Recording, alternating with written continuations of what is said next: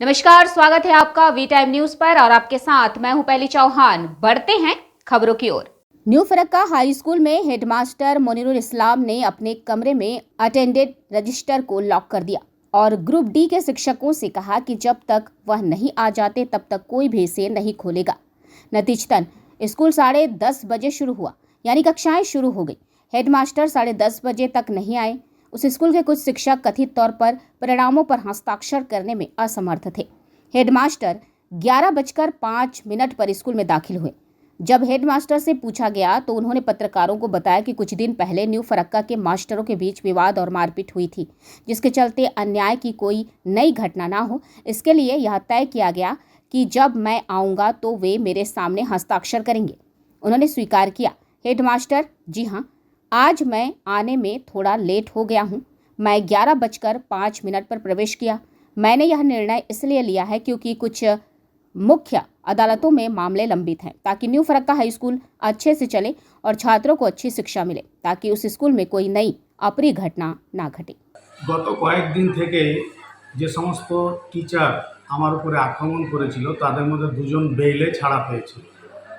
নিয়ম অনুযায়ী 48 আওয়ার্স যদি কেউ জেল কাস্টাডিতে অথবা পুলিশ কাস্টাডিতে যদি কাটায় তাহলে he will be automatic suspended.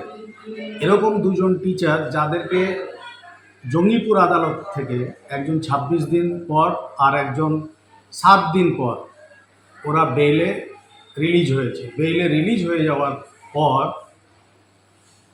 বেশ কিছুদিন থেকে 27 তারিখ থেকে শুরু করেছে স্কুলে এসে একটা বিশৃঙ্খলা সৃষ্টি করার চেষ্টা করছে। বিভিন্ন জায়গাতে টিচারদেরকে নিয়ে গ্রুপবাজি করছে এবং এই গ্রুপবাজির কারণে সবসময় স্কুলে একটা বিশৃঙ্খলা তৈরির সৃষ্টি করছে এক শ্রেণীর শিক্ষক। তার মধ্যে ওই দুজন যারা অভিযুক্ত, যারা বেলে আছে, তারা আসছে। গতকালকে যেটা হয়েছিল, গতকালকে আমার অনুপস্থিতিতে সাসপেন্ডেড টিচাররা এখানে সই করেছে। আমি কালকে ছিলাম না।